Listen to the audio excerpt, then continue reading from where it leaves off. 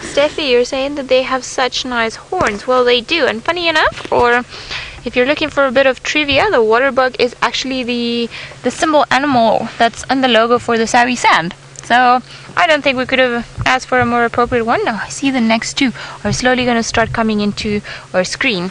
So hopefully we'll be able to have a nice view of them. There they go. So we've got an older one. Hey, why are you so nervous? Did you see a lion earlier today? You see, such a typical response. One started running and the other one wasn't really sure what was happening, but I might as well run because lions might be around here. So in case of some of the antelope species, it's a case of run, ask questions later. Because you never know what's around the corner, what the other one has seen that could potentially want to eat you as well. I wonder if you guys bumped into Impala, because apparently Impala likes eating you too. Catherine, you say that they've got a circled bottom. Well, yes, they do. It's believed to be, or the hypothesis is that it's a follow me sign, and it allows group members to follow each other, especially if they go in grass that's a little bit longer. So it gives them a focal point that they can focus on as they move through the grass. Right. Seems like they have been walking through the bushes. So let's see if maybe we can bump into them again on the other side or just around the corner, or who knows, maybe we'll find something else around the corner. Always nice to see Waterbuck, and I know we've been discussing smell and scent the last few days, and Waterbuck are one of those creatures that have that smell, that very strong smell to them. I don't know how I would describe it. Probably like a wet dog would be. It's a very strong smell for such an antelope, and it's because of the glands in their body that they produce an oil that coats their skin, or their fur rather, when compared to some of the other animals take to water when they're trying to flee from a potential predator. Yeah, maybe you guys actually bumped into the wild dogs, but I think the wild dogs are still a bit too small for you guys, or I think you might be safe. Now, I know the sun is not in the greatest direction, so I'm sorry, Seb, I'm trying all your skills here. But look at that. Isn't that gorgeous? Yes, backlit is stunning. I think you're winning. Look at you. You could be a tree. And those, of course, those heart-shaped noses, they are so beautiful. All those hearts for me. Thank you, boys. You're part of Team Girl now. I don't think they're too impressed with what I just said. Always, you see, it's always catching our scent. Smelling us, finding out what we're up to, if we're gonna go eat them. Now, they're very relaxed with us on the vehicle, but if I were to step out of the vehicle, then they would run away immediately. They're not used to seeing people on foot, and normally anything that tries to approach them a bit too much, they recognize as a potential predator, as a threat. So they don't like it too much. But they've got some of the most beautiful faces out here in the bush, don't you guys think? Very pretty noses for sure. Still a youngster. Your horns are still not yet. They will probably get twice the size of what we're looking at. So imagine just 2 screens of horns.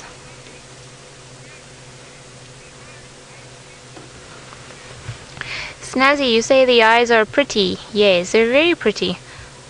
And of course there we got...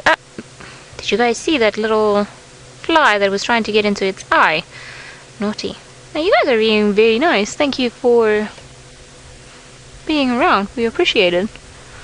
And especially with that beautiful backlight. Now if you see the horns, the way that they are attached to the head, they are fused onto the head. So they will grow from the head, and it's not like the antlers of some of the other creatures where they pretty much shed them on a yearly occasion.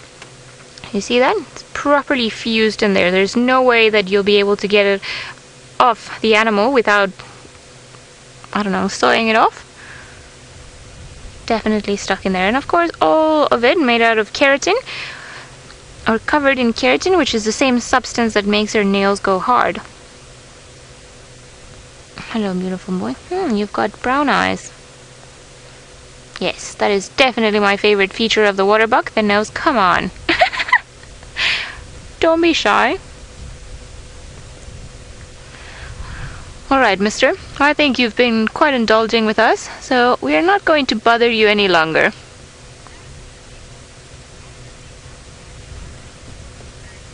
Anthony, you're wondering why he has white eyebrows. Well, a lot of the animals have lighter color markings around their eyes.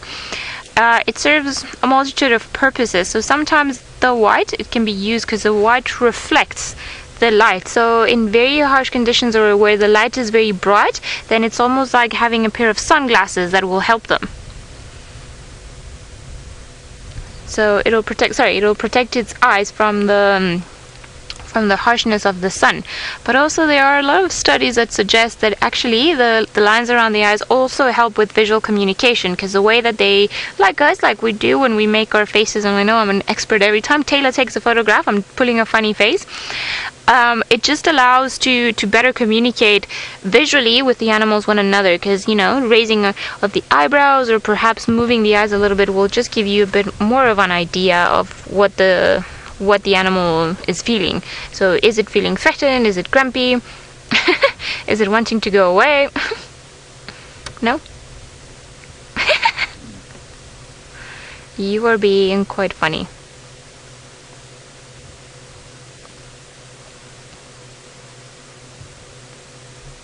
They are beautiful creatures, aren't they? I think this is the most relaxed group of waterbugs I've spent time with.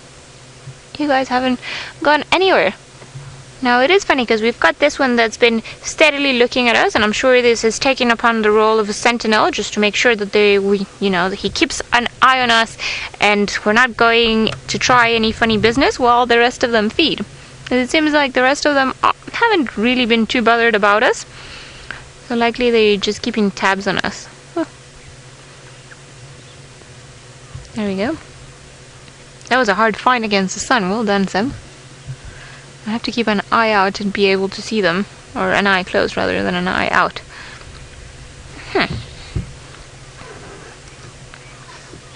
My goodness, seems like James has got the first feline for the girls team. So welcome James onto the girl team. We knew we could count on you, so let's go over to him.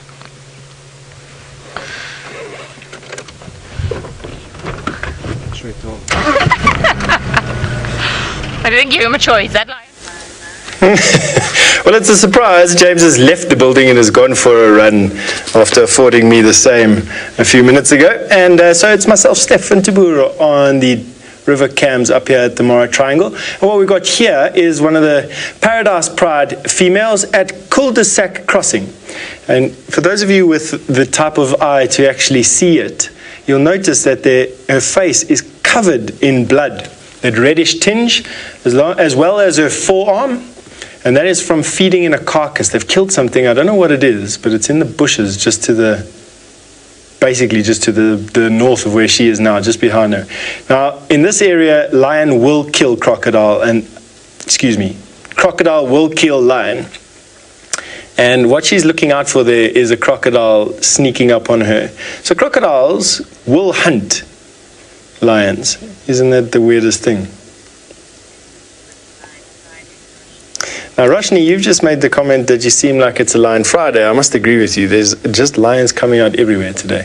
Look at what she's doing. She's snarling at the water. She's definitely seeing something sneaking up on her. Let's go wide a little bit and see what she's actually nervous about. There are some monster crocodiles in this crossing. We've seen them take down full-grown zebra, a single crocodile. I don't see anything over here. I wonder if she can see something in the water that's making her upset. Now, they will tackle crocodiles when it comes to it, but lions will try as hard as they can not to get involved with the crocodile. There's the only crocodile that we can see here. There's this one here. He's big enough to do some damage to this lioness. There is no doubt about it. She might be seeing him.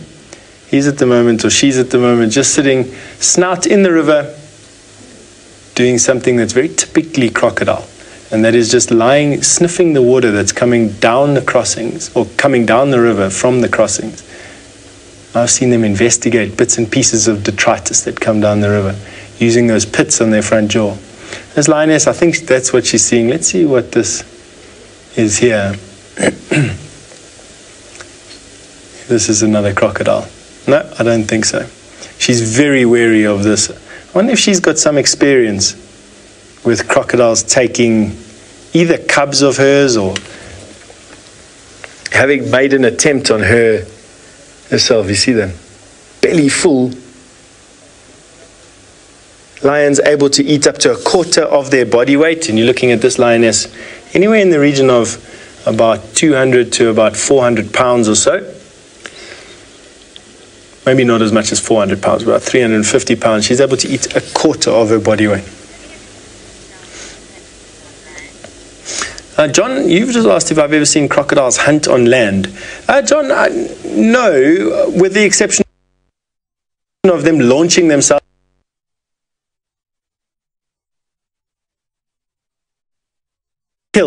near the water. Now, in this particular case, I find it probably because of the fact that there's just been an overabundance of carcasses around lately, but crocodiles not investigate carcasses in the water. So crocodiles, especially large crocodiles, will come out of the water and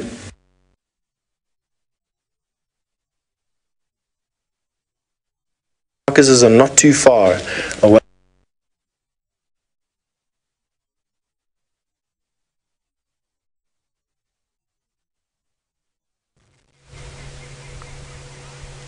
I know, I wonder what it is up today with the gremlins. They're being too naughty. Now we've managed to find one of the naughtiest creatures out here. Tiny ones, but very very active. Of course, a dwarf mongoose, and they are one of my ultimate favorites. They're just so sweet and tiny and full of nonsense. Are you coming? Now, when we initially arrived to this spot, there was only one on the road, and you are a very big, well, actually, yes, you are a very big and old dwarf mongoose. Doesn't it have like that authority look to it? I think it does. I wonder, are you pregnant or are you fat? It's hard to tell. Oh my goodness. It's approaching us. Dun dun dun. Some yoga and some grooming going on today.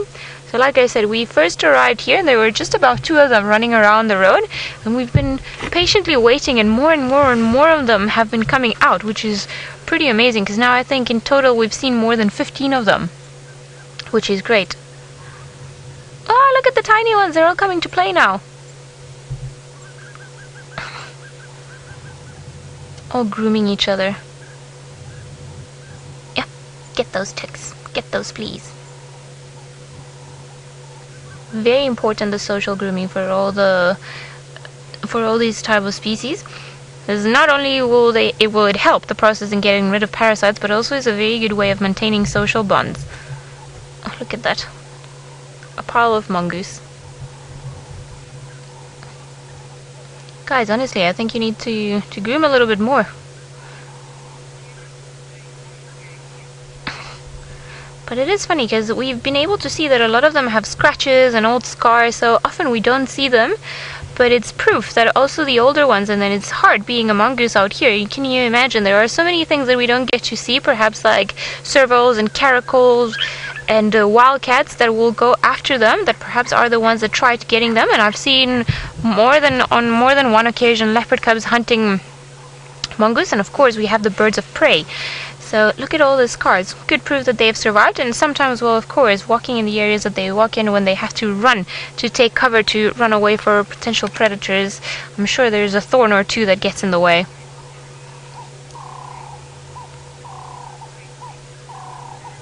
Snazzy, you're wondering if they are friendly. Well, I think they are quite friendly. They tend to be very, very interesting creatures, and they're very friendly towards one another. So if they are exposed to humans, they are often quite amicable. Sometimes they can get naughty, especially the banded mongoose that are about maybe 2-3 times the size of the dwarf mongoose, because they start stealing things from you. But they are quite cool little creatures.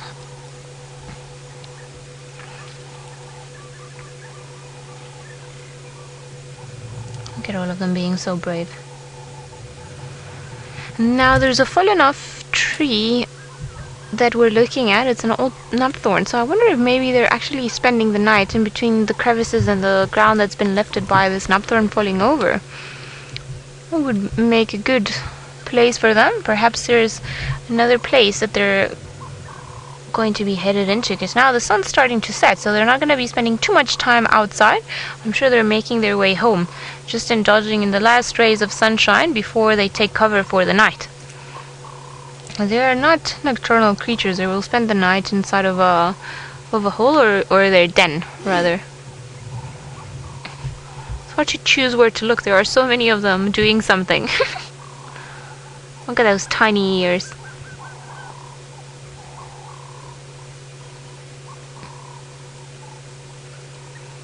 You guys are looking quite well, and we were discussing winter coats earlier, and I'm sure you can see that they're still looking quite fluffy, all of them. So their winter coats are still on, and as summer starts coming along, and when it gets probably double the temperature of what we have now, then their fur is going to become a lot thinner, or their hair is going to become a lot thinner. Because can you imagine having to carry around that big fur coat all around? Whew, would be too much.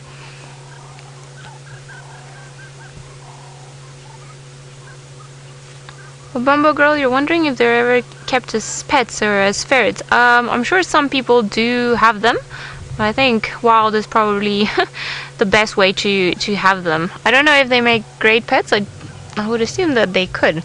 I have met several people that have hand raised mongoose, and I also helped hand raise, but it was a banded mongoose. But it's hard because they imprint on humans quite a bit, and then they don't really know how to stay away from certain poisonous species of tree, and then they might eat the wrong thing. And then of course, if they're used to humans, and they will always come close to humans because they've learned that natural fear. So it's very hard reintroducing them back into the wild, or it can be quite difficult. Because also they're gregarious creatures, and they have social bonds, so they wouldn't want to just be cast off into the bush one day. There's so many of them all around. They're all busy. And they're all still digging in certain areas for food, grooming each other, jumping around. Look at that.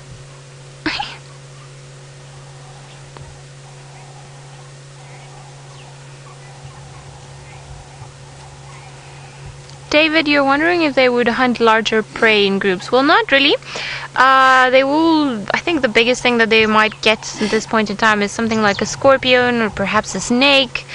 But if it's something bigger like a snake, they can all sort of mob it and try to gang up on it and kill it, but they don't go hunting in groups, or they don't hunt in groups as a general rule. Normally they will start foraging and digging for food, and if they can find anything as they move along, then that's what they're gonna get. I wouldn't be surprised if there's also some competition. If somebody finds a juicy insect, that somebody else would also try and get it. I wonder if this is not the alpha pair, actually. It seems like it's the two biggest one that we've seen around. The one with the scar, definitely. The other one, I'm not too sure. Beautiful. Right, I'm going to see if we can spend some more time with this mongoose, but while I do that, let's go over to Tayla, who has finally arrived at Chitwa Dam. Hopefully there will be something there. Yes! We have animals! I'm so excited to see things with heartbeats other than crested francolins and Craig and I. We've got many hippos, and it seems to be quite busy this afternoon at Chitwa. I don't know, there was some kind of dispute going on just a moment ago. At first I thought that maybe it was a female, because she looked quite excited, and she was sort of wading her way through the shallow water, and then there was a big male in hot pursuit, and he looked quite keen. And then anyways, if this was the case, she turned and lashed out at him, and then he went and moved away. He went into the naughty corner. But it's very busy around there. But that's not all we've got to see. What we will do is we'll try and head over and get closer. We do need to reposition, but what we're going to look at, there's a couple of things around here first. I found our nest again, our little 3-banded plover. Remember we saw that the other day. Now I am happy to report that all 2 eggs, how was it, all 3? Both eggs that the plover was sitting on are still there, and they still look in good condition. And I don't know if this is the male or the female now, but they both sit on eggs, both of them, or incubate them, and then they also help raise their young. But I don't, this is the problem now, is I don't know when they're going to hatch, because we only spotted them a few days ago, and I don't know if they were laid that day or a few days before. But typically the incubation period is about 28 days, so just shy of a month or so. So it's quite a while. So hopefully if we come here a couple of times a week, and we'll be able to follow them, and hopefully both of these little ones make it. And we should have a nice window too. I think the sort of fledging period is about 4 weeks, 4.5 weeks, give or take. I think it's quite similar to that of the blacksmith lapwings. But how great is that? Now there is more than just the bird action. Today we've even got Vladimir, the crocodile, laying on the island, just resting up. Not as big as the monster crocs you've been seeing with James that are taking on adult zebra. This one's just taking on the rays of the sun at the moment, basking about, keeping nice and warm. That's quite funny. I love the way that the crocodiles lay with their legs sort of down next to their bodies. It always looks like they're so uncomfortable.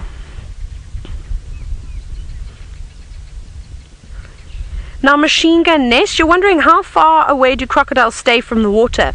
Now, just like hippos, well, no, I suppose not just like hippos, it depends on what's going on with the environment. So with crocodile, they spend most of their day in the water. They come out and they bask as well to get nice and warm. And their food sources are typically in the water. Typically they feed in the water too. Yesterday James was discussing about, I think it was a Facebook Live that he'd done, was discussing how crocodiles actually store sort of meat underneath rocks and things like that. So they don't typically store any food out on land that I'm aware of. So a crocodile like this can move quite far away, because we've definitely seen either Vlad or Boris, I'm not sure which one, all the way down at Pan. We've seen them in Twin Dams and Buffelshoek Dam, if I'm not mistaken too, and that's quite a distance from here. As a crow flies, I must say it's probably about 10 kilometers or so, something along those lines. But I reckon that was also because it was quite dry. Everyone was quite desperate. Craig, can we get, before it hides away? Oh no, there's a gymnogene.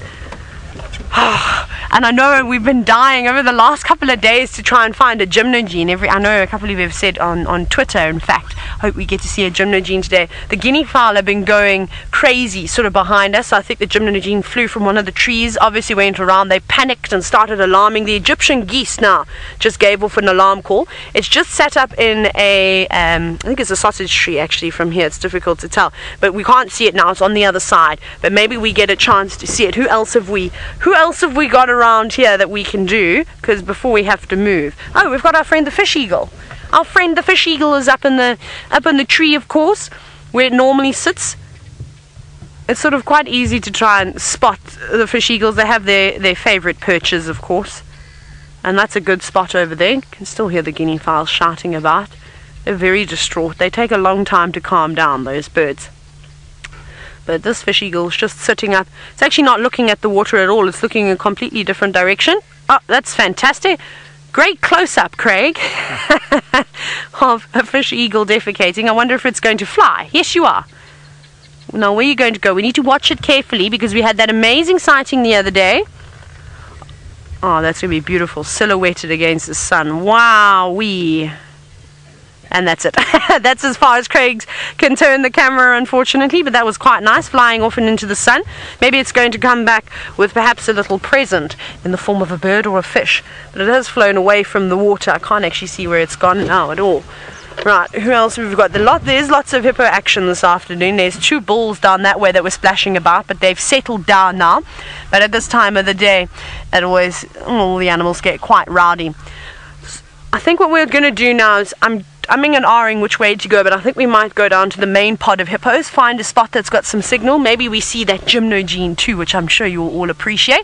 Let's go back across to Kenya though, who has finally got some buffalo, an animal that's not around on Djuma at the moment.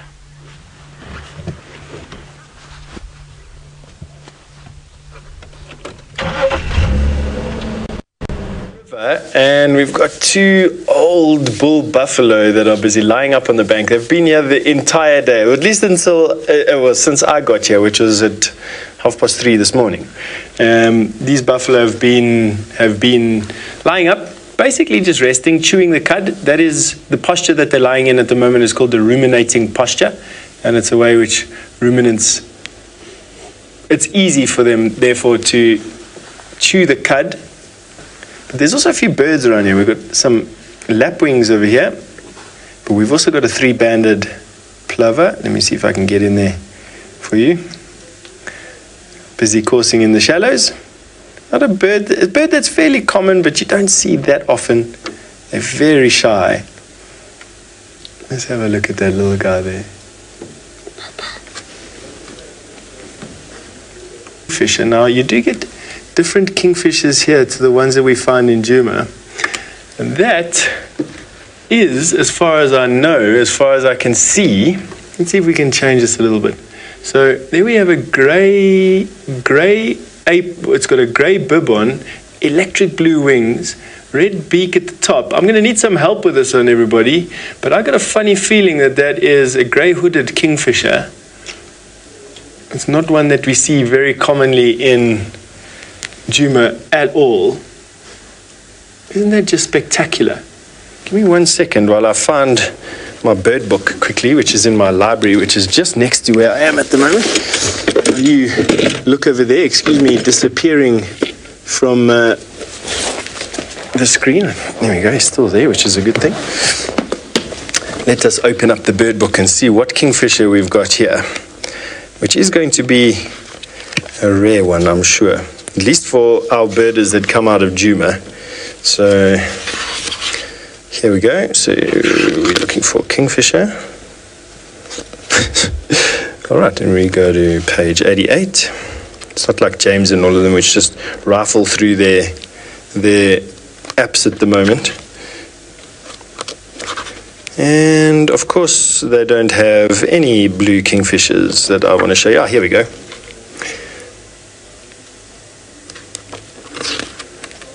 All right, I'll tell you what, why don't you come and have a look at this bird in the camera.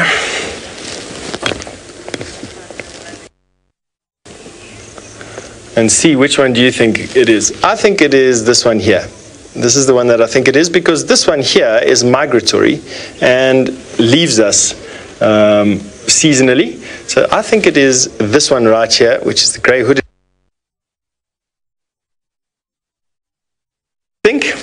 I think so, because it's got a grey that doesn't extend all the way onto the bottom belly. It's got a rufous chest. It comes up underneath the bib. It's very common of the grey-hooded. Ah, and Mr. R. Beard, you've also said the grey-headed kingfisher. So there we go, grey-headed kingfisher, not an easy kingfisher to see whatsoever. In fact, I can count on my one hand the number of grey-headed kingfishers I've ever seen in my life. Probably no more than, I saw my first one at Sabi, my second and third one at Singita, and this is my fourth sighting of a grey-headed kingfisher. There you go. And gone. And just as quick as that, you don't see something that common. Isn't these crossing cameras just something fantastic? We're really having some fun here. All right. We can go and have a look. We've got multiple cameras over here at the moment. Why don't we go and have a look at what's happening at another crossing just down the stream. This is Dusty Crossing. Here we've got some East African impala grazing on the banks of the Mara River. Aren't they just the most beautiful antelope, especially in this light, eh? Now, these antelope have a breeding season that pretty much stretches the entire year. They have a rut, but it sort of stretches out forward and aft of the rut and keeps going for goodness knows how long. I'm looking forward to seeing, according to Brent at least anyway, these impala ewes are pretty much in a constant state of estrus and will go from one lamb, they'll wean one lamb and their bodies will come into estrus again. And the males are therefore constantly in rut as well, which gives them massive amounts of testosterone, which increases horn length dramatically. There is a male bouncing around in the background over there. That's as an effect of all that testosterone.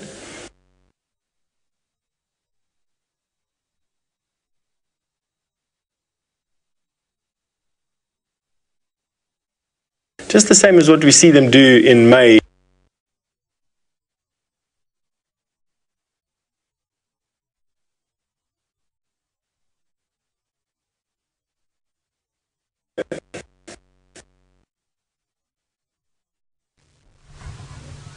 Oh, sorry about that. The gremlins must be catching up with Mara. It's probably because you got to see that beautiful grey-headed kingfisher. That's a bird that I have not seen for quite some time. In fact, we actually get them down here too, so we must keep an eye out for them. We have repositioned, though, to the corner of Chitwa Dam. It is beautiful out here, and all the rooms are surrounded by hippos at the moment, and I'm still keeping my eye out for that gymnogene. Hopefully it's going to come back at some point. It would be nice to see them. Also, I saw, and hopefully it comes back too, a Burchell's cuckoo, which is a bird that we don't often get to see or spend enough time with. So I'm also keeping my eye out in the reeds to see if we can get another view of it. Who have we got coming in for landing? A giant kingfisher. I thought it was going to land. Here it goes. Also, another one of the very special birds here at Chitwa. Did you see where it landed? The giant kingfisher on that dead tree just in front of that room? Straight, so if you stick your arm, yeah, you're on it. If you zoom in up here, Craig, on the edge of that tree there, where my finger is. I'm pointing on the monitor. There we go. Right on the end of the stick is the largest of kingfisher species, and I suppose it's quite relevant. Oh, is it diving? Ah, it's just gone to the next stump. There we go. I thought we were going to get lucky. I thought it was going to sort of stab at the water and catch us a barbel. It looks like it's definitely keen for something. And I'm sure it can see lots and lots of fish moving around on the surface of the water. See that, how it's positioning itself?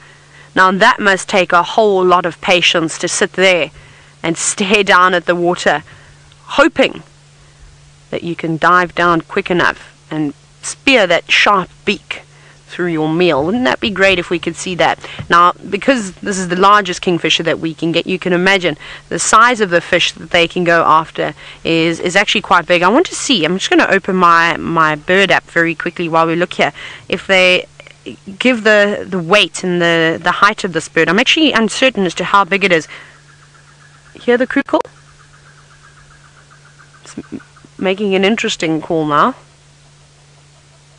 I wonder if something bothered it. So while you look at that kingfisher, let me quickly go to kingfishers. Right, giant kingfisher. Let's see how big you are. 44 centimeters. So basically almost 1.5 rulers. Now, to me, that's a very, very big kingfisher indeed. You can imagine, they can catch big fish, and I really hope that it would demonstrate for us this afternoon in the nice golden, glorious light, because I haven't seen a bird catch a fish for quite some time now. I'm trying to think, the last time I saw one was a black-headed heron. It was actually while I was on, not a black-headed heron, it was a grey heron, while I was on my last holiday. It caught a barbel right in front of me at a bird hide that I was at, but other than that, I think it could have been a frog that I maybe saw one of our herons catching at Buffelshoek Dam. I think that could be the last one. But of course, it's not just that kingfisher. I'll keep my eye out on it. There's lots of hippos, and there's even an oxpecker that has just landed on the head of that hippo over there and is now using the hippo as a rock to drink from. Oh, there's 2 hippos now. And what a great sighting. I think we should take this opportunity to reminisce about the incredible sighting Tristan had with the terrapins trying to climb on Scuba Steve's head, as well as, of course, the oxpecker that then joined the party. So we didn't quite have 3 different species, but we had 3 hippos, and I thought that they were going to get quite rowdy for us, because this is the time that they start to open their mouths and really get quite excited. But they must have had a busy day. Let's see if our 2 little ones, just a little bit further to the right, are going to start to play. We've been watching these 2 young hippo calves grow now for the last few months, ever since we started traversing on Chitwa. And I think it's quite nice that we've been able to follow the lives of these 2 naughty creatures. They are very funny. You could almost sit here for the entire day and just watch them play about, because eventually when they come up in the water, they splash, they push and shove each other, mimicking the adults. But of course, and you can see there's just bubbles starting to form now, so they're obviously playing underneath the water. Those young hippos, yeah. Let's see if they're going to come up. They should. They can't hold their breaths as long as the adults just yet. I think they're still in training. There's 1 head, there's 2 heads. There's 3 heads. We've got 3 little ones today. How lucky are we? And underneath they go. They're obviously practicing their synchronized swimming by the looks of it, up and down. I don't think they're standing in a particularly shallow spot either, so they would find it difficult and to be able to sort of float around, so they have to go down and push up from the bottom. There's a little head popping back up again, and the second head popping back up again. You can see the one closest to us is much younger than the one at the back, probably by a couple of months. Where's the third one gone? Still trying to find the bottom perhaps to push up off of. Come on, you three, it would be very nice if you would put on a show for us. Normally you're always here splashing about. Is today Friday? Maybe they're gearing up. Maybe they've got a... Okay, oh my gosh, we've got a... Oh, that's a different one, Craig. We can have a look at that. That's the pied kingfisher. Oh, there we go. Oh, there it goes. It's just flying across the water. There it goes past the hippos. And it's... There it is. That was a pied kingfisher. You'll just have to take my word for it. So 3 different kingfisher species for the afternoon. Now, a real charm would, of course, be to see a malachite kingfisher at some point. Oh, there was a dispute. I think that was the giant kingfisher actually going after the pied kingfisher. Because they're competing for the same types of food, you can imagine there's competition when there are too many of them around. But there's lots of things to look at. There's hippos, birds. I didn't see my greenback herons. You're welcome to have a look at any of the hippos if you like. Can we have a look closer look? Let's see, try and pick one. There's one's bottom that's poking up above the water, so maybe we might get it splash about. No. Those ones you're...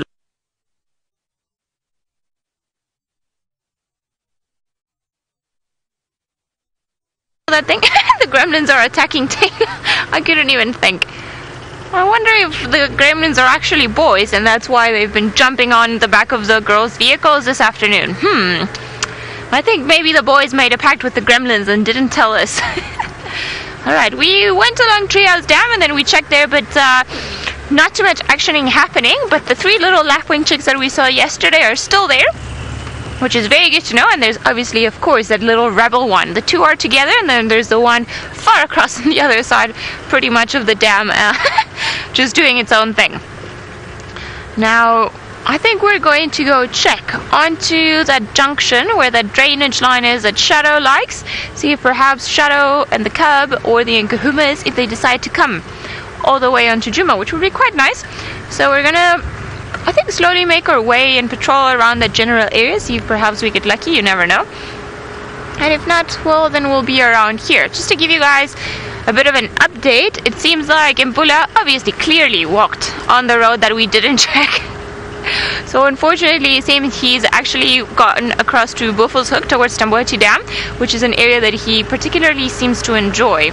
I think not too much pressure from other leopards around there, so that's why he's been hanging out around in that area. So maybe tomorrow, maybe later on, he'll pop out of some of the drainage and then he'll come back, as nobody's been able to find him this afternoon. And we had some more leopard tracks from the fire break going then south onto Little Gowrie side. So I'm not too sure who it was. A bit of a mystery. But those tracks didn't come back up. So whoever it was that was still here went back that way. So I wonder if perhaps it wasn't Hosanna from this morning that did a bit of a loop around. Or maybe Tandi. I don't know. But anyway, we shall carry on looking. And who knows, maybe we'll get lucky on that new road.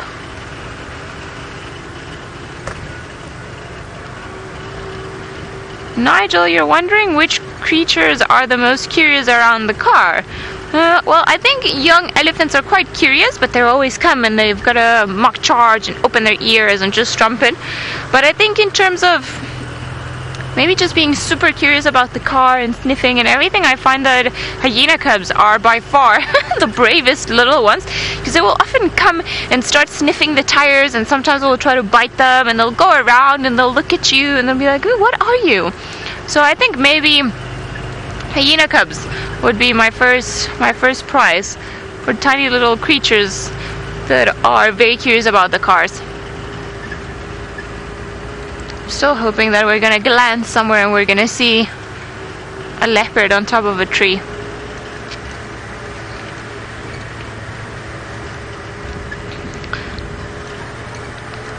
Seems like not too many tracks around here either. Yeah, maybe everyone's recovering from this morning. It was quite an active morning. And also, there's been no sign of the wild dogs that we know of. So I wonder if perhaps they didn't carry on running across Torchwood into Kruger National Park. So they're not too far for a wild dog anyway. You guys saw just how much they ran this morning. I think they pretty much crossed the property in what, 10-15 minutes? Yeah, Seb agrees, good. They were fast. Now, what are these tracks? I'm going to figure this out, but while I do that, let's go to the Mara, who seems to have some buffalo down in the river.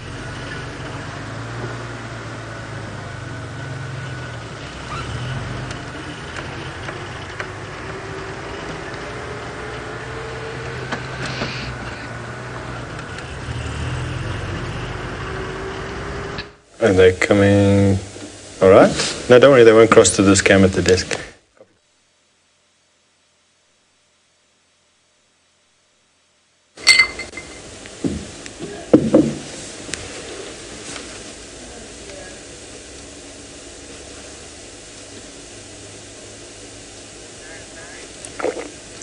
All right, so we've got some buffalo that are still busy lying down next to the Mara River. This is the same two that we were looking at just now. This one has just decided that he doesn't like staring into the sun and would rather stare into his friend's face.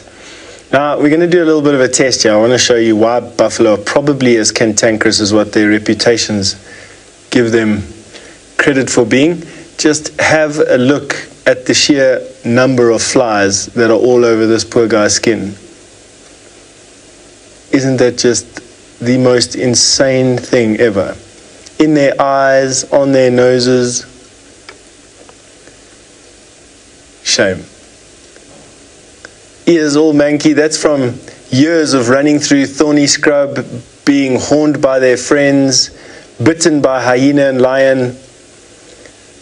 This old guy is a hero of many battles. This particular age that they're at, his friend decided that he'd sleep. It was before the lions get active. Tonight, old bull buffalo like this forge their friendships when they're youngsters. Young bull buffalo will leave basically their natal family group within a herd and join the male hierarchy in that herd. They will fight their way up in that hierarchy for mating rights. And when they get old and big like this, they don't have the energy to run around with the herd that the younger bulls do, and so what they do is they get left behind and they tend to lie up in mud puddles and along the river like they're doing at the moment until the herds come past, and then they join the herds for a few years, vying for attention of all the breeding cows at the moment, and eventually what happens is they splinter off with their friends. There's their brotherhood, their group that they became close to. Now, you might think I'm giving something that looks remarkably like a cow some attributes that are for more sophisticated animals, but let me tell you that a buffalo is about as close to a cow as what a German shepherd is to a wolf. Very highly arranged social structure, very sophisticated animal, and friendships and bonds that last for lifetimes are forged in the battles that these guys face. Now, they will come to each other's aid. In actual fact, I've been chased by a buffalo's friend before that was sick, and he decided to come and tell me that he didn't want me to hang around with his friend. They're very dangerous in the pairs. You find them even sometimes in groups of 3 or 4 or 5. But slowly over the years, they'll be whittled down. And we see that quite often at Djuma with the Nkahuma pride that specializes in these old buffalo. Now, Roshni, you wanted to know why they're called Dagga boys? Let me show you. Dagga is a slang word for mud in Africa. Or mud or cement or daub that you build a house with, and just have a look at the back of this buffalo. He's almost completely bald, doesn't have any hair left, and that mud covering that he's got there is basically the only protection they have from the flies and from the sun, dehydration and overheating. And you can see the flies, just how many flies are walking around on him. Those are all biting flies. They're not there for the shade, they're not there for the mud wallow. They're there singularly because they feed on the juices that the buffalo provides them. And you can just see all the movement there.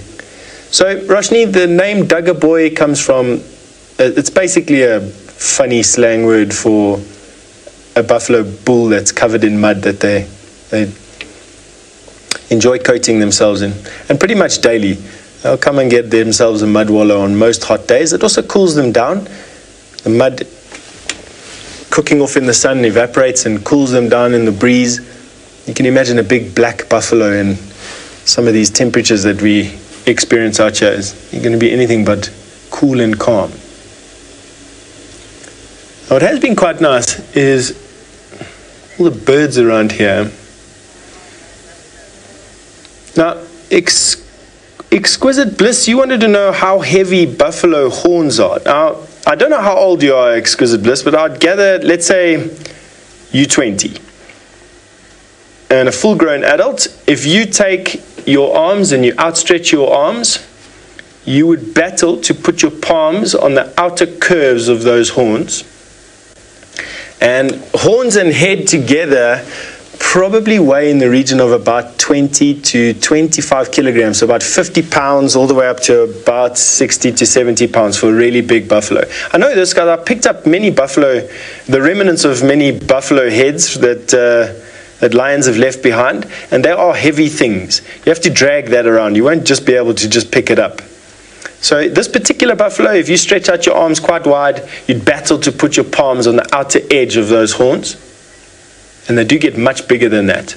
It's not uncommon to find buffalo in East Africa where that bottom curl of the horn extends to below the ear. And it's also not uncommon in East Africa to find very flat-horned buffalo. So, in other words, from the boss, which is that piece in the middle, that's what we call the boss, down all the way to the lower curve there, you get flat curved buffalo in East Africa. You get very deep curved buffalo in East Africa as well. And then horn length is measured from the middle of the head to the tip of the horn. And I don't actually know what the record buffalo horn is. I'm not that interested in hunting trophies, but I've seen pictures of very, very big buffalo. And this one is pretty average for a bull buffalo.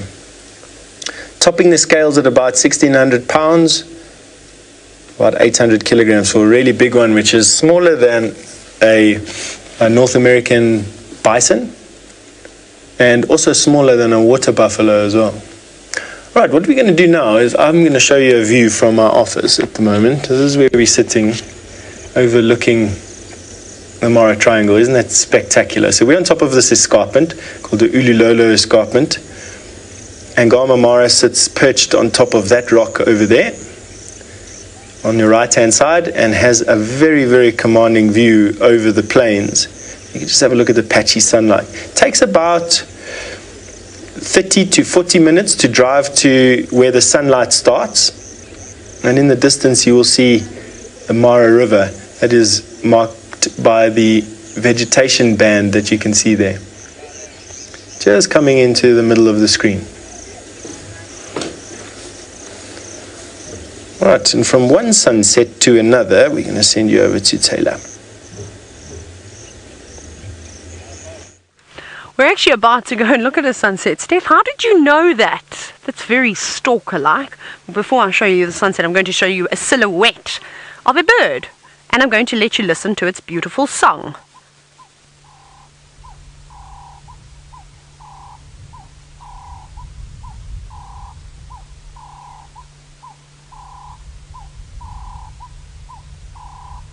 Isn't that lovely? And I'm sure without any introduction, most of you would have guessed first time that is the call of the Cape turtle dove.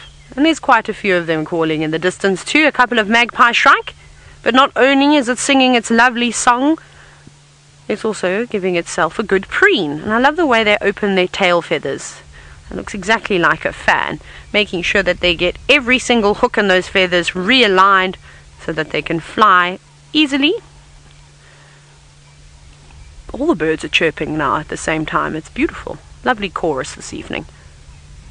I think what we will do though, we missed the sunset sadly, is before we go and check Treehouse Dam, you can see there's just a little bit of an orange glow that you can see between the typical wooded savanna that we see in the Lowveld. Look at all those beautiful tall knobthorns, marulas, some blackthorns too.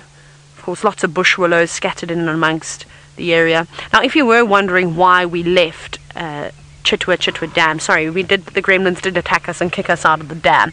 And they were setting up a sundowner, so I think all the Chitwa guides were meeting in front of the dam to have a sundowner, really. I met a lovely lady named Bussy, and she was carting all sorts of things off. So I thought, before we disturb them, especially with my loud booming voice, that's the last thing that you'd want to hear when you're sipping a gin and tonic, or perhaps a cool drink of some sort, maybe just a bottle of water with a slice of lemon. Something like that. You would prefer to hear the sounds of the African fish eagle, of course the lovely call of the blacksmith lapwing, and then of course let's not forget the grunts that come from the hippopotamus that are all in that area. So let's go to Chitwa Dam, Treehouse Dam, that's where I want to go, and we'll see if anything else is developed around this area. Maybe Scuba Steve has come back. There are lots of hippo tracks going back and forth around here. A lot of them look like females with youngsters, so big tracks and much smaller tracks, but maybe that was from last night when the hippos were moving around searching for the most delicious grass. They always seem to come onto Djuma to eat food here. Has anybody ever been wondering about whatever happened to our dear friend, well actually it was James's best friend, Ronald's best friend, Henry the hippo? Do you remember Henry? Now I know there's a lot of new viewers that have joined us. You probably don't know who Henry is, so maybe some of you can dig out some screenshots from the archives and share them with everybody. Our friend Henry that we used to see every single day on every single game drive. Hashtag Safari live with those. I know I most certainly would like to see some of those pictures of our friend. I only got to know him for a short while before he ventured off, and now he looks like the rest of the hippos, so I can't tell the difference. Anyways, we're going to go across to Ali now before the sun completely disappears, but it seems as though she's got a beautiful shot lined up.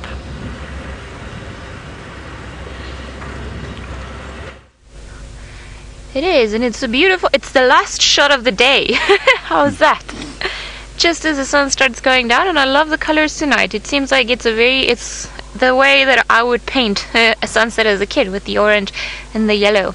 And of course, just to make it very African, the marula tree, or the shape of the marula tree in the foreground. Now I'm still impressed by that time where we stopped. So I think I was with you, where we stop and try to measure how long it takes for the sun to go down once it touches the horizon, and I was so surprised that it was only 2 minutes. I would have assumed that it was at least 5.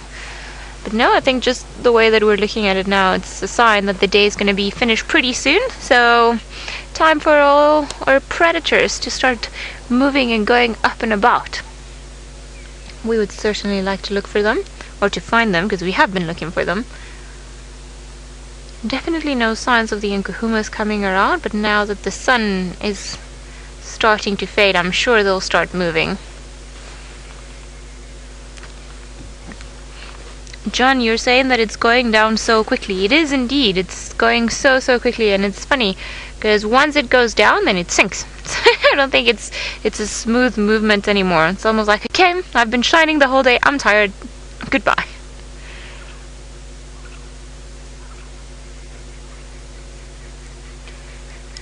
Almost done for that sunset. Just a few birds calling in the distance. The odd Cape turtle dove.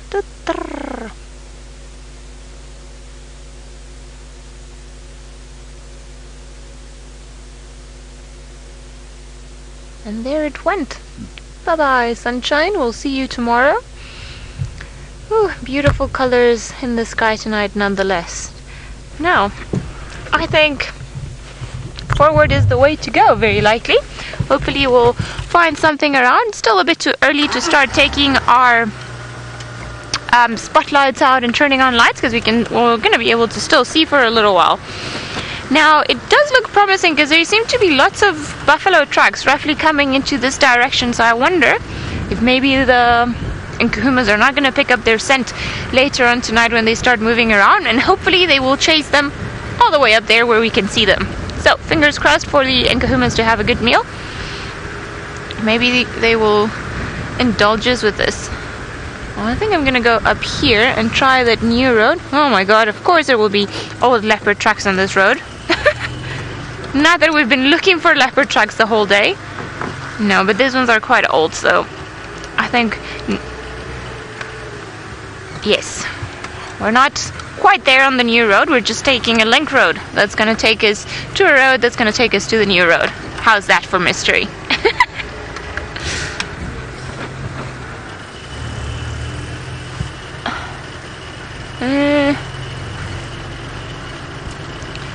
Okay, well, this would be a fantastic area for a pangolin, an aardvark, a porcupine, a serval, a caracal, one of you.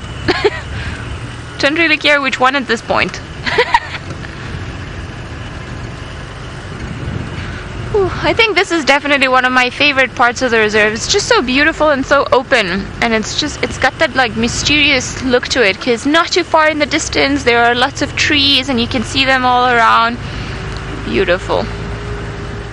Alright, seems like the day is not finished in the Mara yet, and they are busy looking at a stork hunting, so let's go over and see what that looks like.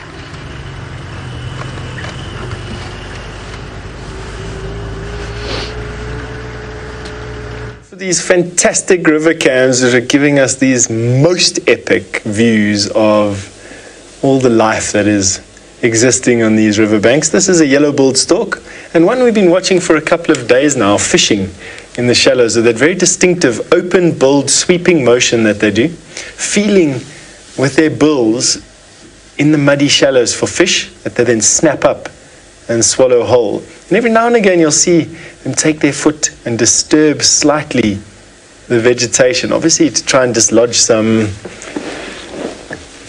crustaceans or little invertebrates or whatever they can, perhaps hiding fish. Isn't that just the most amazing thing? Not the prettiest birds around, but I don't know, I'm endearing myself to these yellow-billed storks. I've watched them for years. They normally arrive in the Kruger National Park in the height of the dry season. And they do that as the rivers and ponds are drying up, and they come and eat all the catfish. So I know them to fish extensively for catfish. And it's maybe what they're fishing for now. Just have a look how carefully they place their beak. It's very deliberate, moving with the stream. Have a look at their webbed foot. I think it's a webbed foot. Toes coming up, clutched together, and then spreading very slowly out so as not to disturb any prey.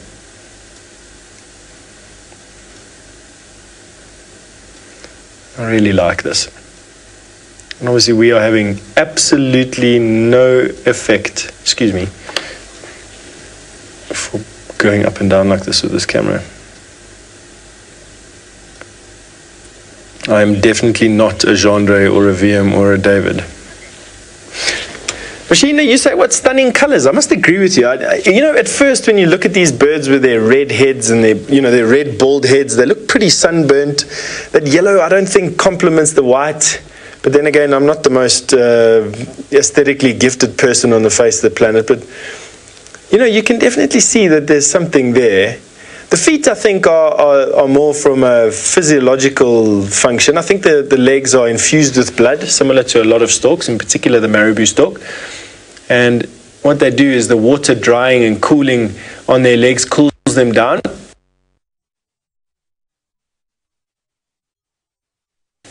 A practice that birds do. Busy fighting. Sorry.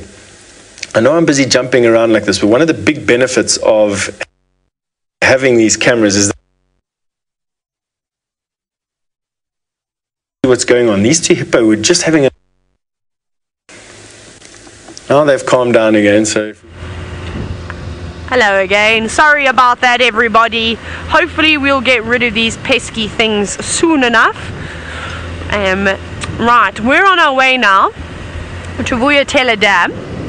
And I've managed to catch an insect in my right eye tonight. Was it yesterday or the day before? It was my left eye. Now I've caught something in my right eye. Craig suggested I get safety goggles, so perhaps the next town trip I'm going to have to find some safety goggles, and if I can't find safety goggles, then we'll go for good old-fashioned scuba diving goggles. Can you imagine me wearing those on safari? Wouldn't that be funny, Craig? I could have a snorkel. That actually would be a great idea, because then I wouldn't eat the bugs either. There'd be no Tayla spitting things out over the side of the car or pulling funny faces when she swallows the bugs. I'll just snorkel and swim my way through Djuma and Chitwa.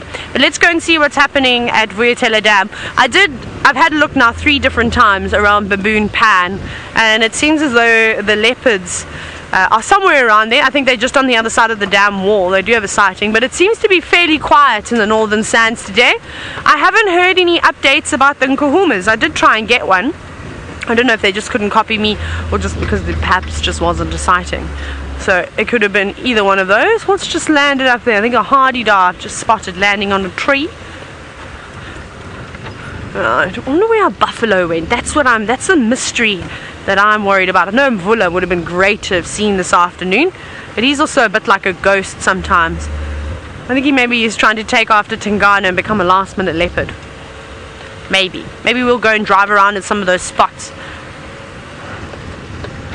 Okay, we're almost on the dam wall now, and then we'll have a look at the birds that are getting ready to close down for the night, I suppose you could say, like we say when we're finishing safari. Good night stations closing down. I don't think the birds say that though.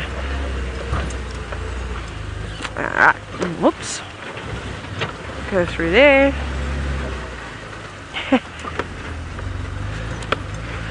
Now, Alex, who is only 14 years old, you're wondering if I believe in creatures such as Pegasus, if I'm not mistaken. Well, I swear, exit. That is, what is an exit? I thought you said Pegasus, then I was going to say mythical creature. I know exactly.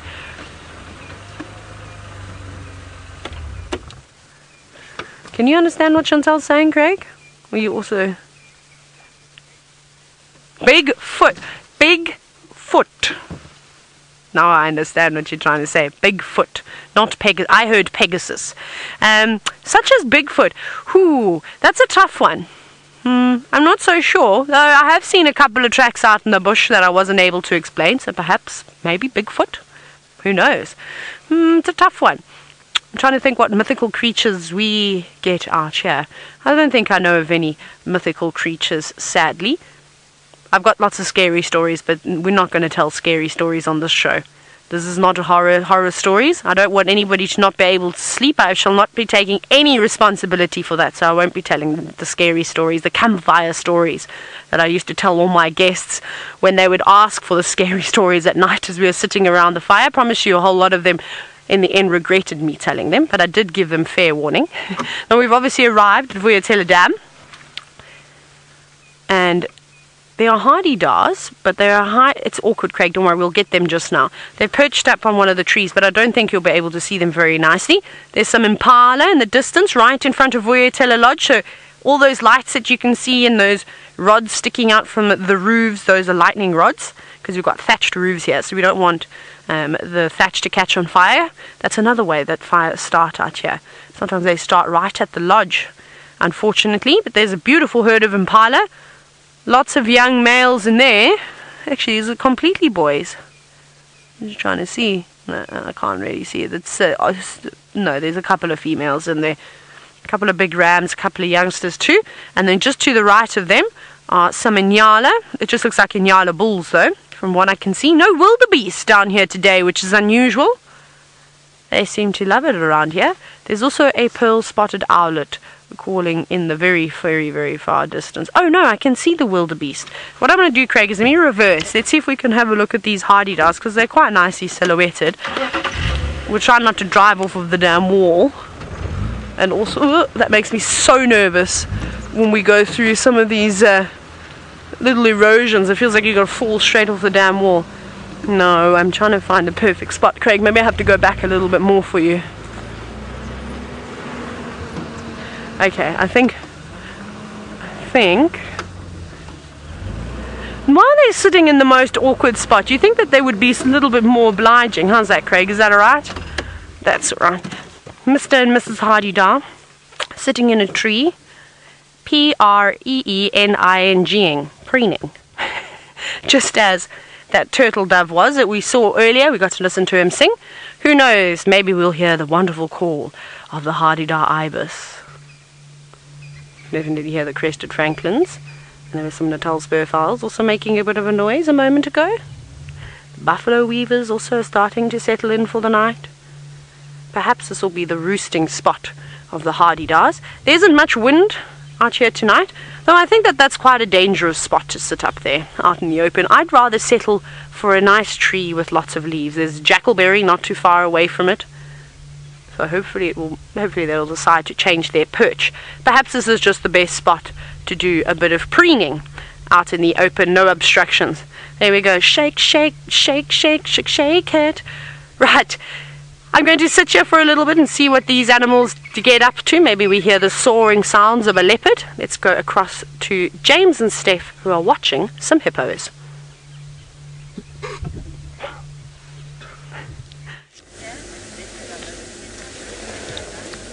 Oh, you just missed that massive yawn. You might have just been quick enough to catch the bottom end of that almost 180-degree mouth that these hippos can open, with those terrifying incisors and canines that they have.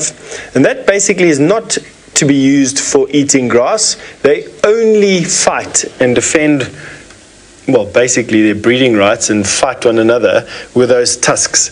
They've got an entire skull and musculature that is developed around being able to hook those massively curved bottom incisors up into an enemy. And it's not uncommon to see hippo with massive cut marks on their sides and their flanks and their backs. Might just catch a view of a black bird flying off in the background. You'll see that there's a couple, 3 or 4 on the left and 1 on the right hand side.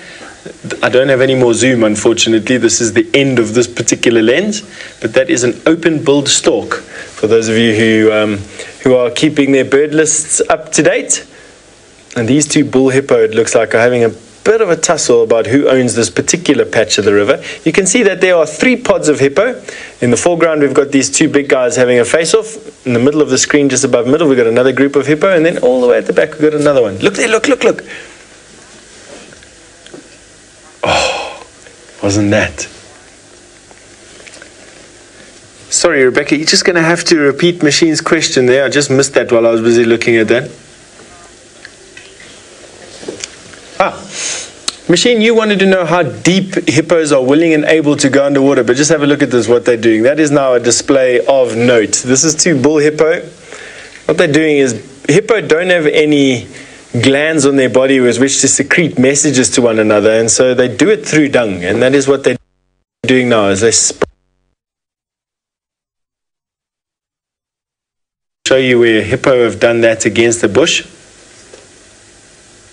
And it's this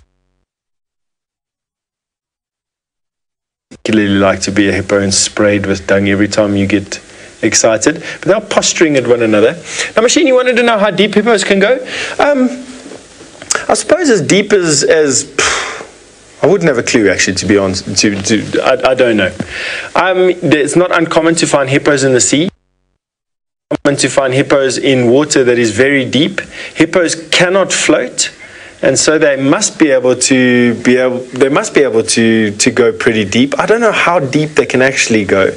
I mean, they breathe oxygen the same as us, and oxygen becomes poisonous at, I think it's 27 or 28 meters. I'm not that sure, but they won't be able to go deeper than that. Something else to show you.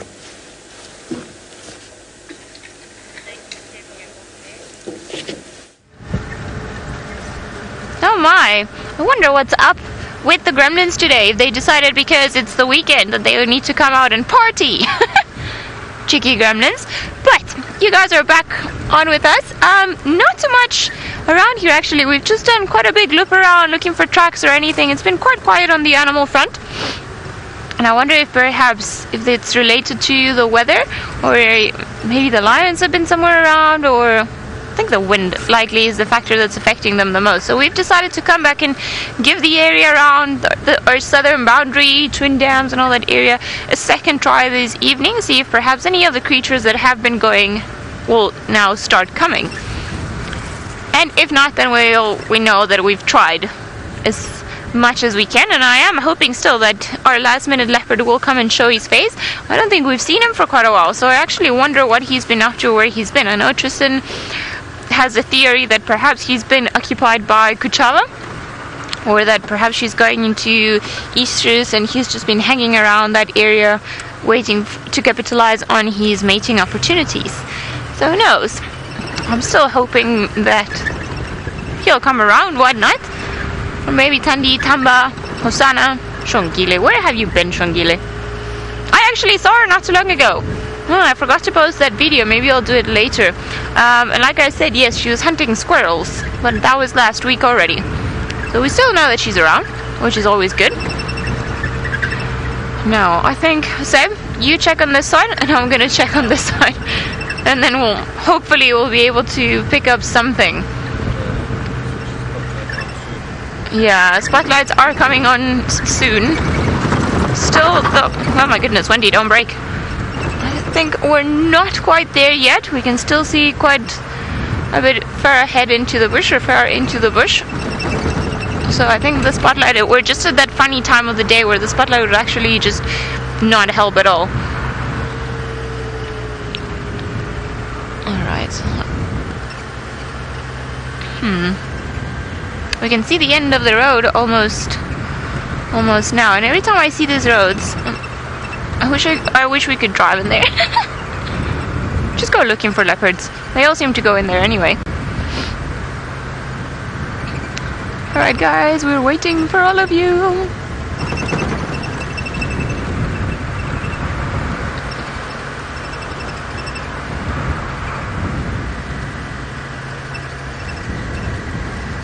Seems like Tayla's one step ahead of us and she's put her ire on, so let's go over to her and see if she's got anything to show us.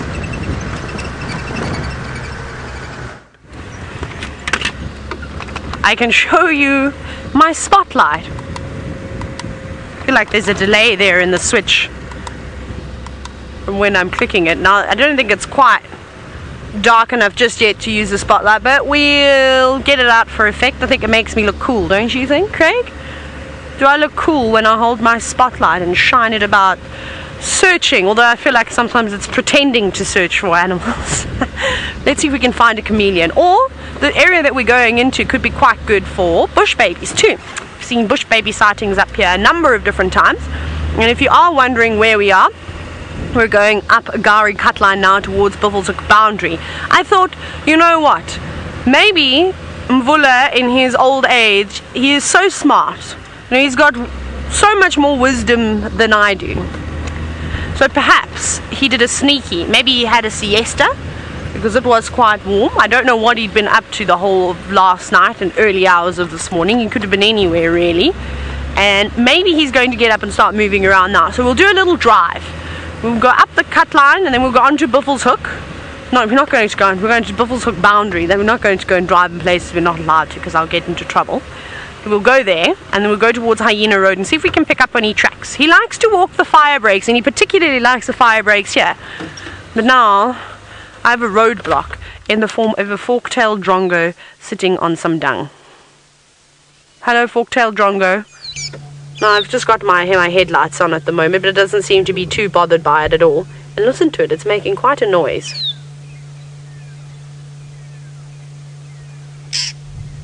Oh, look at it. It's obviously catching lots of insects and it's gone now. That is quite cool. Nice little sighting of a fork-tailed drongo making quite a racket. And as you know, obviously we see lots of nightjars, various species of nightjars that occur in this area. They always sit out in the road.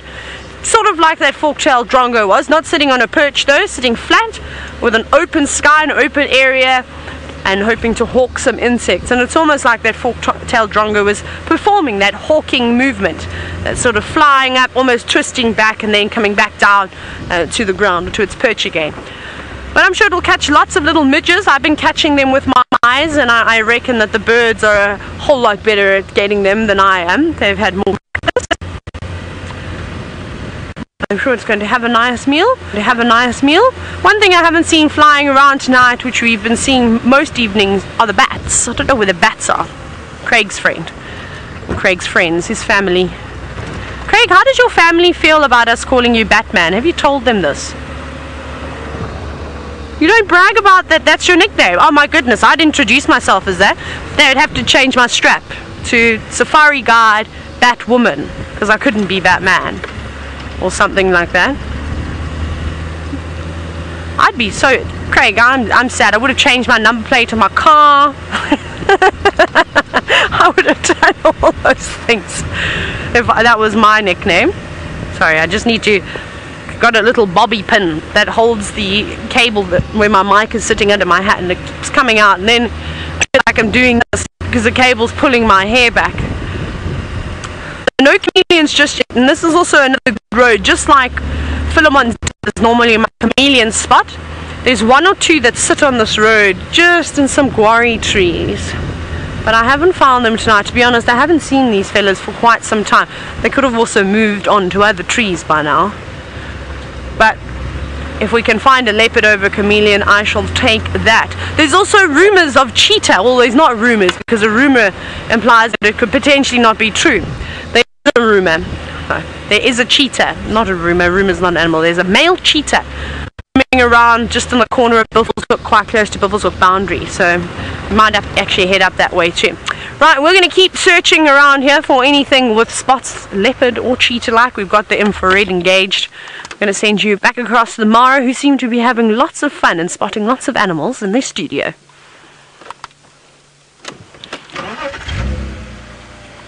News of a cheetah floating around Djuma. That's epic news in actual fact. It's so rare that you get to see these animals at Djuma. I mean, there's only, I think at last count, there's only about 350 cheetah left in the whole of the great Djuma. It's just quite spectacular. Look at that heronry and that fig tree overhanging that bank. Let's see if we can get the whole tree in the shot for you. I'm not as photogenic as what my friend and David and Fergus. Now, albeit you wanted to know how many cameras we've got up here. We've got Dusty Crossing, Main North, Main South, Cul-de-sac, and we've got the Mountain View camera. So we will have one more camera being added in this group, which is a camera called Chitwa, which is near the Chitwa airstrip. We haven't got it installed just yet, but we will get it installed. And they offer us basically 180-degree view up and down the river at that particular point. And we picked those points specifically because they offer us the best views up and down the river, uninterrupted views up and down the river. And as you can see from this particular view, we've got multiple layers of hippo. I mean, just count how many hippo you've got in that particular shot. Plus, we've got the sacred ibis in the tree and the open-billed stork in the trees. You'll probably find if we looked carefully, we'd be able to see a bunch more animals as well. Isn't that spectacular? So coming out from there, here's the wide angle here, and what I'll do is I'll go all the way across, show you exactly what we've got here. Hang on, what is that? That is a great white egret, if I'm not mistaken. Let's see. What have we got here? Yes, there we go. Great white egret. Looking for frogs.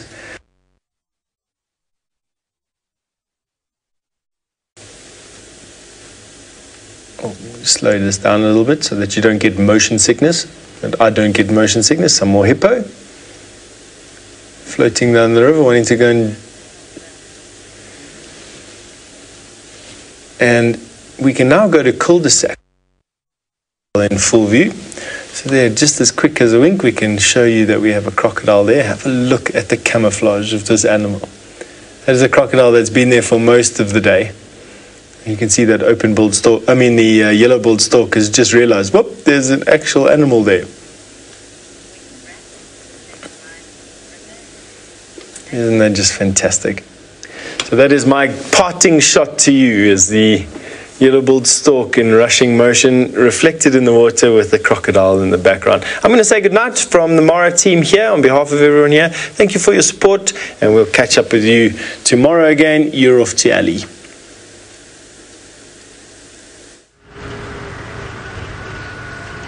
Well, luckily we've got a few more minutes looking for nocturnal creatures. I think chameleon would be nice, and of course a little owl, and why not maybe even a honey badger. But it seems like they're taking their time to start moving around, so not too many things that we've been able to spot just yet. But have faith, maybe we'll find someone around here. You never know. Some ice. Stop jumping. Okay, I did see a bush baby, but I don't see it anymore. You stay right there, bush baby. Don't jump. Okay. Now it's a tough one. Okay, he's, I think, right here. Yes, a bit, yeah. There it is. I know it looks very strange. I can't even tell. Ah! Oh, I thought it was two. I got so excited. Thought the tail was another one. But one bush baby for sure. Hello, little one. Good to see you with your very long tail. Wonderful tail that they use to balance themselves when they start jumping around. Okay, we have, I think it's on the other branch, actually more in the open there. I think here's some. I think I could really be mistaken, but I think that's where it jumped. No, I am wrong. That is not where it jumped. Oh no, I can't see it anymore. And I can't see the branches moving anymore. Alright, well that was cool. At least we managed to see one of the nocturnal creatures that surprised us here with its very big, long and fluffy tail. Thank you, bush baby. Now, next creature. What are we looking for? Chameleon. That would be nice. Always good to stop for the small things. I got so excited. I thought there were two bush babies on the same branch. That would have been my ultimate record in terms of bush babies ever.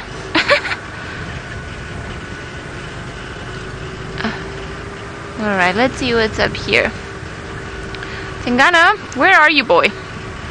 And I think 7 now we're talking. I think predator-wise, it seems like we might have to admit defeat. Because I think you guys had them all this morning, which I find it's a bit unfair, but sometimes you win, sometimes you lose. So Stef very kindly just let me know that the only way that we can come back from this if we find a pink elephant. So, who knows? Maybe we will. I'm holding on to hope. Can you imagine it? I reckon if we saw a pink elephant, I would die. I would lose anyway, because I would be dead. A pink panther. Oh, that's just a panther here. Yeah, that's a bit easier. Maybe I should pull up one with my phone.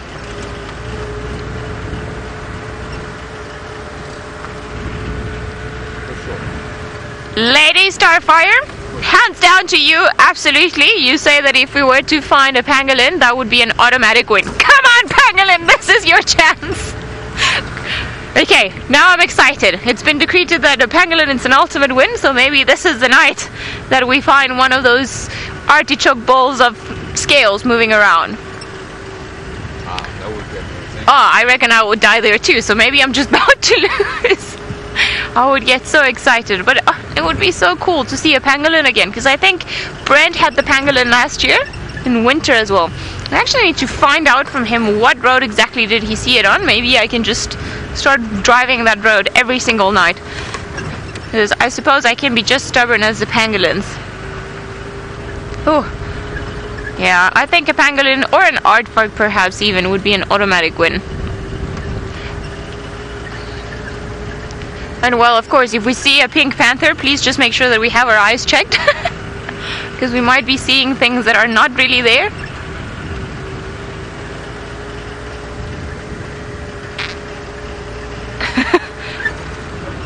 Alright.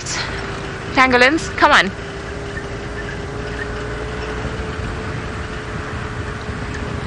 Seems like Tayla's also got her spotlight out, so let's get her to help us search for a pangolin, see if perhaps we can still win this challenge.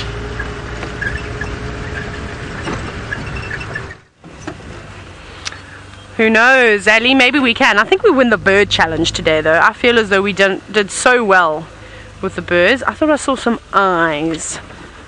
Maybe it was an impala. It's gone now, whatever those eyes were. As you're going to keep our searching. I'm on Hyena Road at the moment, which is where Mvula was seen, apparently, somewhere around here. But I have not seen any sign of him just yet, not even a footprint on the road.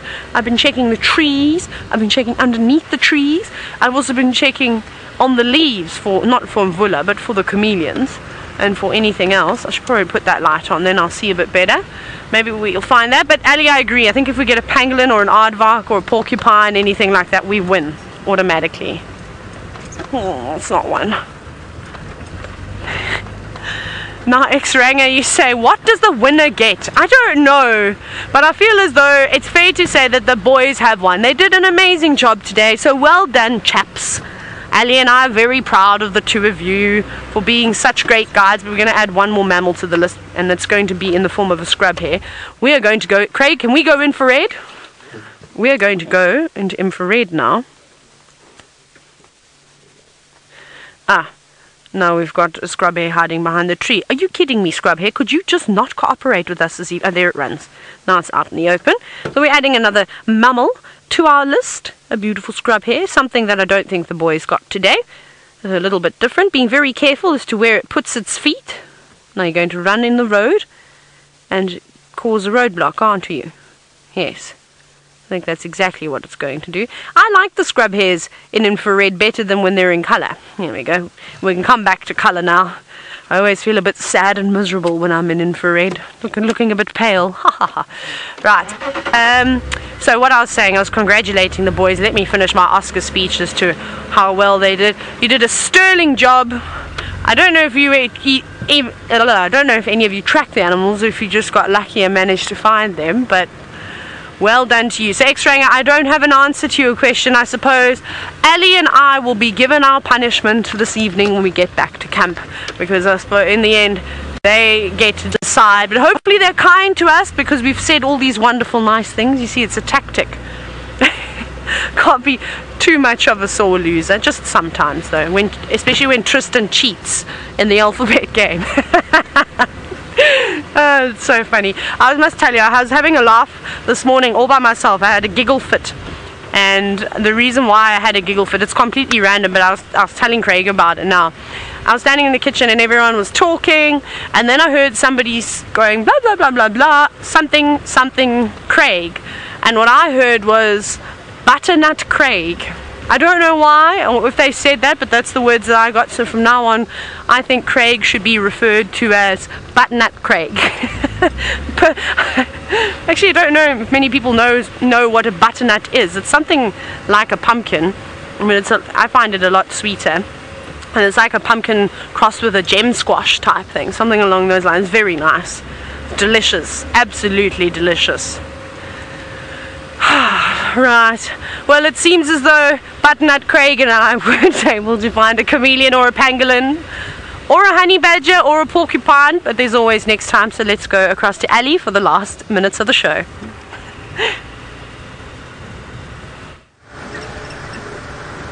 Well, we are carry on looking for a pangolin, of course. You never know, we might get super lucky. Lady Starfire, thank you for that.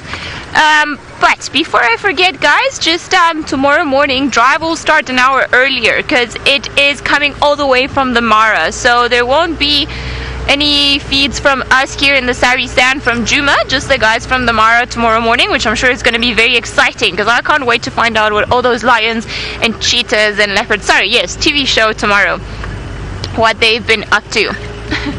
You see, I even get so excited I forget to speak properly. But yes, tomorrow will be 1 hour earlier. 90 seconds for the pangolin. Come on, pangolin.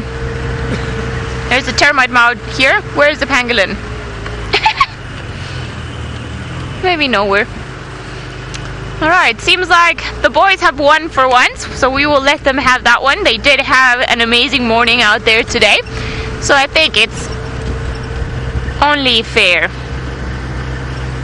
It's only fair that we give them the win for the boys, but maybe tomorrow we'll be able to win. Sorry, my radio's just going on because people speak too much on the radio, so I'm gonna switch it off and enjoy the beautiful silence of Africa. What a luxury. We've got 40 seconds, pangolin. Come on, girl pangolin.